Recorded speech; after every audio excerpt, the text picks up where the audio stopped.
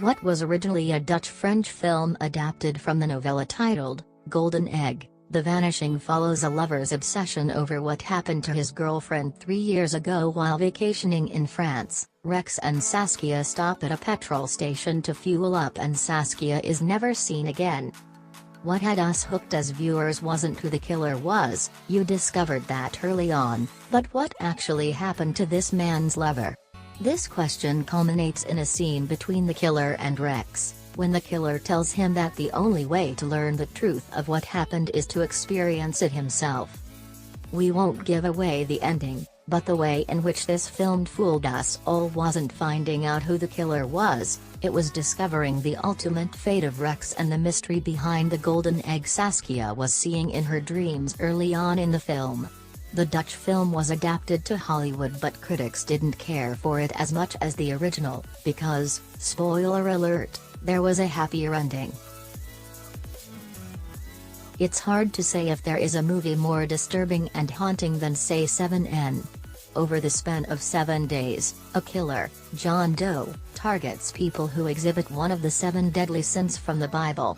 Each murder is gruesome, traumatizing, and psychologically destructive to the characters and the audience. But there's more. Say 7N goes down as the one of only films to fool the viewer twice. First, the writers never reveal who plays the killer in the film, as they leave him out of the credits, and when we see him, we can't help but even be more scared by the actor that plays him. The man has a way of playing a dedicated psychopath that gives us shudders. Second is the climatic scene between Mills and Doe, and having the audience wonder what's in the box, what's in the box, what's in the box. We were fooled. John Doe had turned himself into the police and agreed to lead the detectives to the last 2 bodies. We couldn't be that gullible, could we?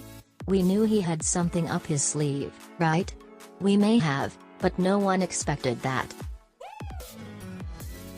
Rear Window follows a photographer, L.B. Jeffries, who broke his leg and is now confined to a wheelchair in his apartment. With time on his hands, he begins noticing bizarre activities of his neighbor, who, at this point, has a wife who is missing, and, as good L.A. Jeffries notices, has been out late for the last several nights.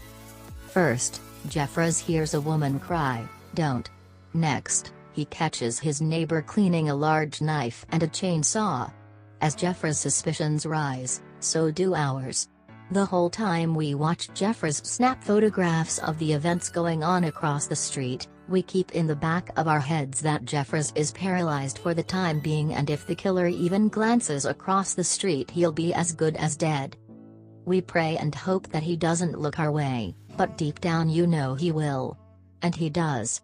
It's Hitchcock all the way, from the camera shots detailing the lives of each of the tenants to the finale, where the killer is on Jeffries' doorstep and there's no one to help him. Kaiser Soze. One of the greatest revelations in the history of film. With class acting, writing, and directing, The Usual Suspects was a crime thriller/murder mystery that had our heads spinning until Verbal Kent walked out of the police station, and then our jaws hit the floor.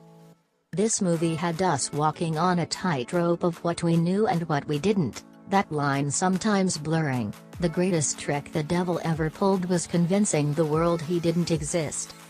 It is lines like that, as we followed Verbal Kent's story through his interrogation, that gave us a haunting feeling that something wasn't right, that there was something we were missing. How did all these mobsters get put in a lineup together? Who had enough power to set these men up? Who the hell is Kaiser Soze? In the end, we are left with a revelation that preys upon the minds of its viewers and leaves us in awe of how delicate and precise it was put together. What would you do if a total stranger approached you on a train and discussed exchanging murders? He knows you hate the marriage you are in and he knows you long for another woman. He also tells you he desires to see his father killed. It would be the perfect crime, he would say, if you took his murder and he took yours. There would be no identifiable motive tying you two to the crimes.